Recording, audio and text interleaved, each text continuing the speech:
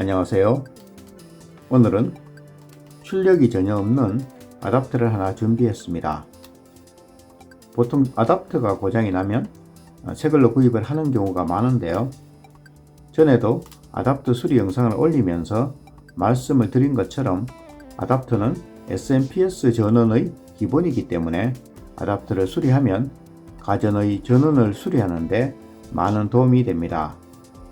그래서 수리가 안 된다 하더라도 버리시기 전에 수리를 한 번씩 시도해 보시는 것도 좋습니다. 자, 그럼 한번 살펴보도록 하겠습니다. 보통은 케이스가 완전히 접합이 되어 있어 깨어내듯이 열게 되는데요. 이 제품은 나사로 되어 있어 작업이 용이할 것 같습니다.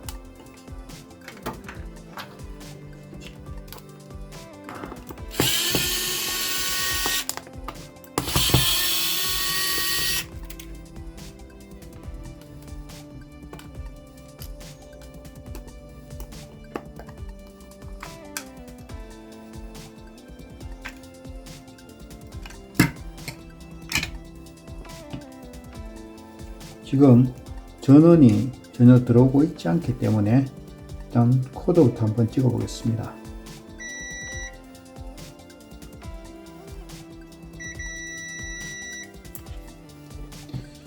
코드는 이상이 없습니다.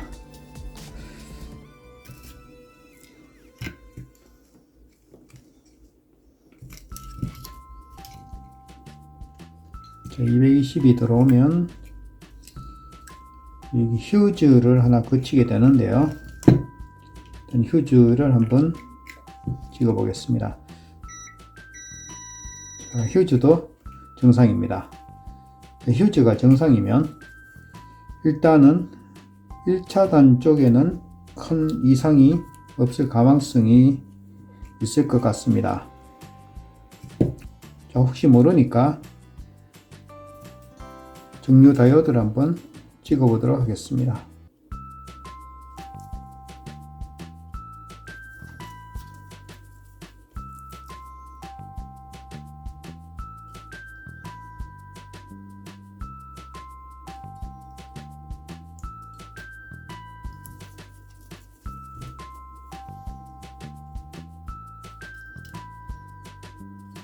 정류 다이오드도 별다른 이상이 없습니다. 자, 이쪽도 다이오드가 2개 정도 더 있는데요. 이쪽도 찍어보게 되면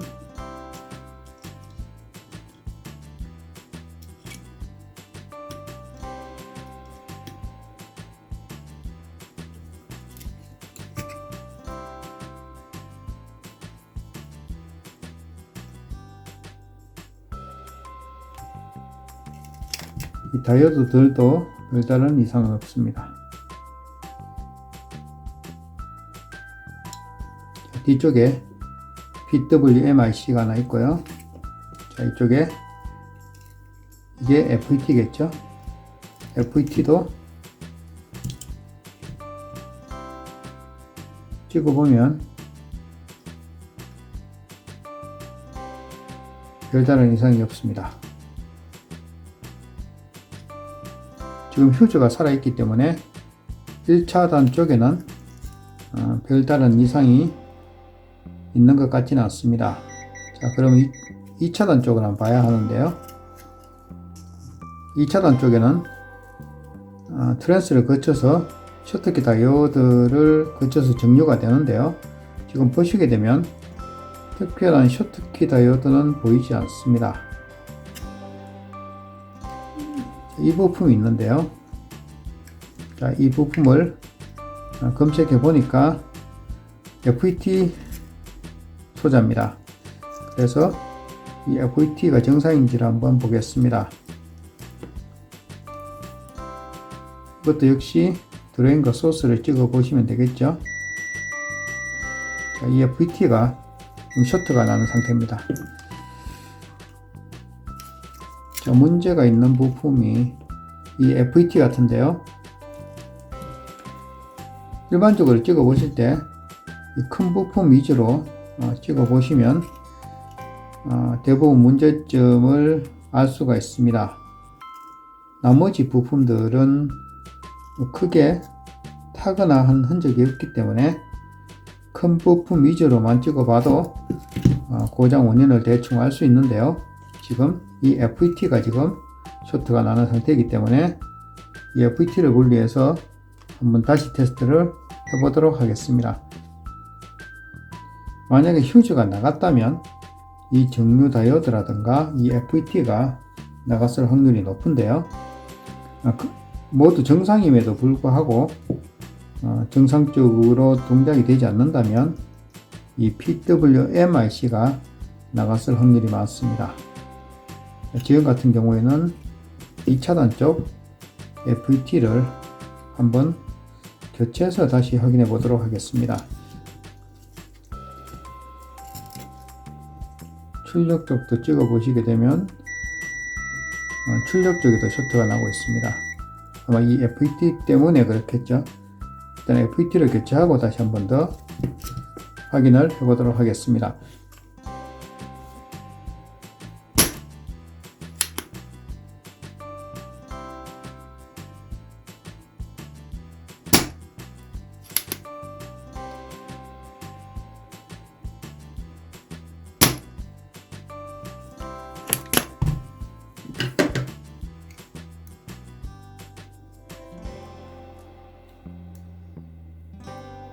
일반적인 저항으로 표시가 됩니다.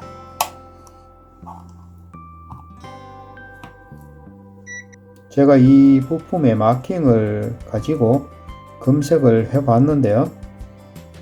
정확한 데이터는 찾을 수 없었습니다. 그래서 챗GPT에게 이 마킹을 통해서 대체할 수 있는 부품을 찾아달라고 부탁을 해 봤는데요. 몇 가지 부품을 추천해 주었습니다. 그 중에서 제가 가지고 있는 부품을 가지고 한번 테스트를 해보고요. 만약에 이 소자가 문제였다면 부품을 구해서 다시 교체를 해줘야 할 것 같습니다. 스펙에는 차이가 많이 있지만 동일한 N채널 FET를 한번 달아서 테스트를 해보겠습니다.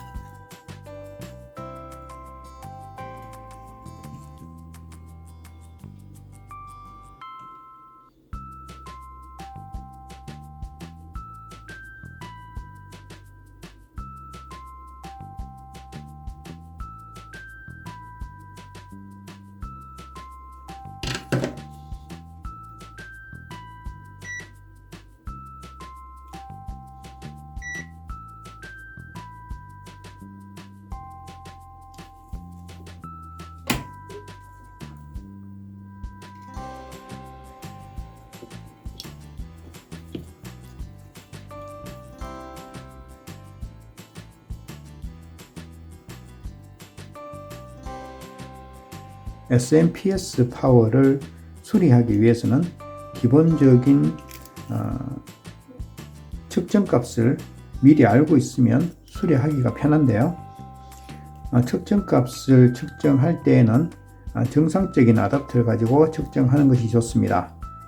고장난 아답터를 측정하면 정확한 측정값을 알 수 없기 때문에 이렇게 정상적인 제품을 가지고 각각의 측정값을 한번 찍어서 기억하고 계시면 다음에 수리할 때 많은 도움이 됩니다. 우선 측정값들을 한번 찍어 보겠습니다. 자, 전원을 넣은 상태에서 전원이 들어갔습니다. 여기서 정확한 측정값을 알기 위해서는 부하를 살짝 걸어주는 게 좋은데요. 자, 부하를 살짝 걸어서 측정을 해 보겠습니다. 일반적으로 220이 이렇게 들어오면 AC 220이겠죠.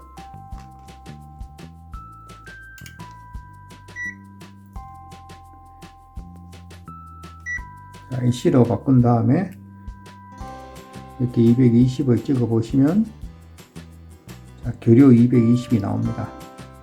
지금 여기 보시면 정류 다이오드가 있는데요. 이 정류 다이오드까지 AC 220이 들어와서 정류를 거치게 되면 DC로 변환이 됩니다. 역시 여기 보시면 여기까지는 220이 들어올 겁니다. 220이 들어오고 여기서부터는 직류로 변환이 됩니다. 그래서 교류를 찍어 보시면 정확한 측정값이 나오지 않습니다. DC로 바꿔야겠죠.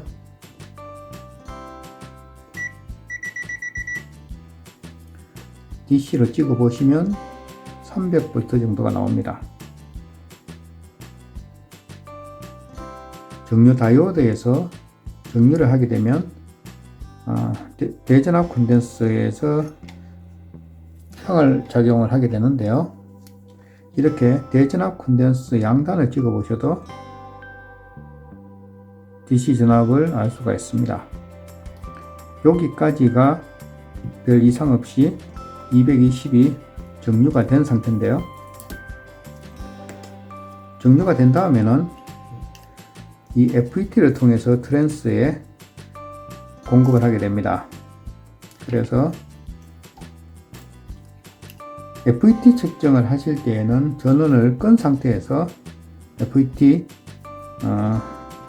드레인과 소스를 찍어 보시면 됩니다. 쇼트가 나면 불량이겠죠.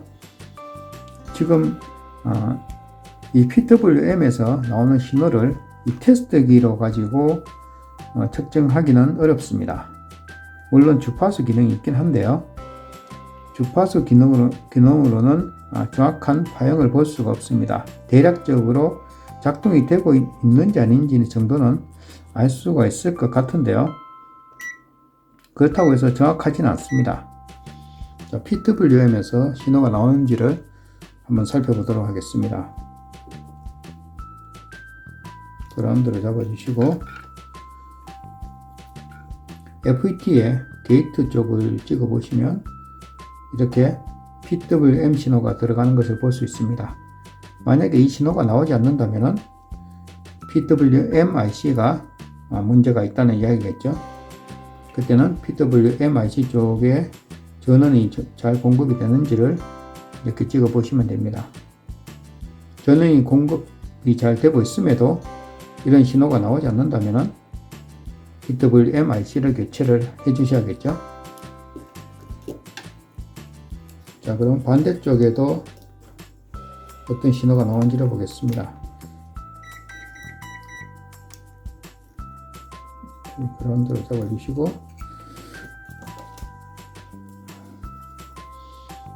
자, 트랜스 쪽을 찍어 보겠습니다. 트랜스가 출력 쪽인데요. 이건 동일한 거겠죠. 쪽 이렇게 찍으시면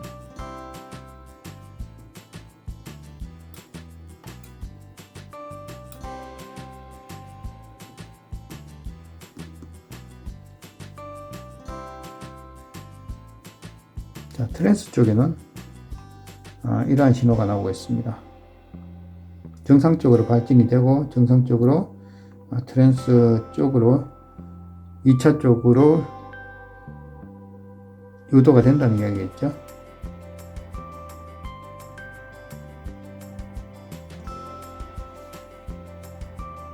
트랜스 쪽에 이러한 신호가 나온다면 1차 쪽에도 발진이 잘 되고 있고 트랜스를 통해서 2차 쪽에도 유도가 잘 되고 있다고 보면 될 것 같습니다. 지금 보시게 되면 주파수가 27, 28kHz 정도 되네요. 그렇다면은 테스트기로도 한번 확인해 보겠습니다. 이렇게 트랜스 양단을 바로 찍었을 때 비슷한 주파수가 나오는 것 같습니다. 자, 이렇게 트랜스 양단을 찍었을 때 주파수가 이렇게 나온다면은 정상적으로 발진이 된다는 이야기입니다. 여기도 마찬가지로 주파수가 비슷하게 나오겠죠. 27.5. 그래서 오실로스코프가 없다 하더라도 만약에 테스트기가 주파수를 측정할 수 있는 기능이 있다면 이렇게 찍어서 주파수가 나오는지를 보면 잘 동작이 되는지를 알 수 있을 것 같습니다. 제가 몇 가지 부하 테스트를 해봤는데요. 부하가 걸릴 때마다 이 모스펫에서 많은 열이 발생되었습니다. 기존의 모스펫 같은 경우에는 특별한 발열판이 없는데요. 지금 대체한 모스펫이 기존의 모스펫보다 사양이 많이 떨어지기 때문에 아마 발열이 많이 되는 것 같습니다. 그래서 기존의 부품보다 사양이 떨어지는 부품으로 대체할 때에는 발열판 등을 달아서 충분한 발열이 되도록 해주는 것이 좋을 것 같습니다.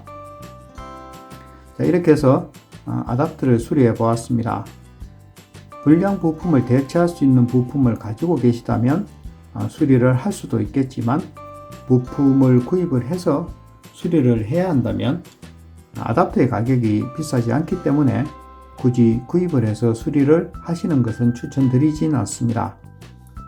하지만 가전제품의 전원을 수리하실 땐 부품을 구입해서 수리를 하시면 많은 돈을 절약하실 수 있을 것입니다. 저렴하기도 하고 SMPS를 공부하시기엔 아답터만한 것이 없기 때문에 무작정 버리시기 전에 한번 수리를 시도해 보시는 것도 좋을 것 같습니다.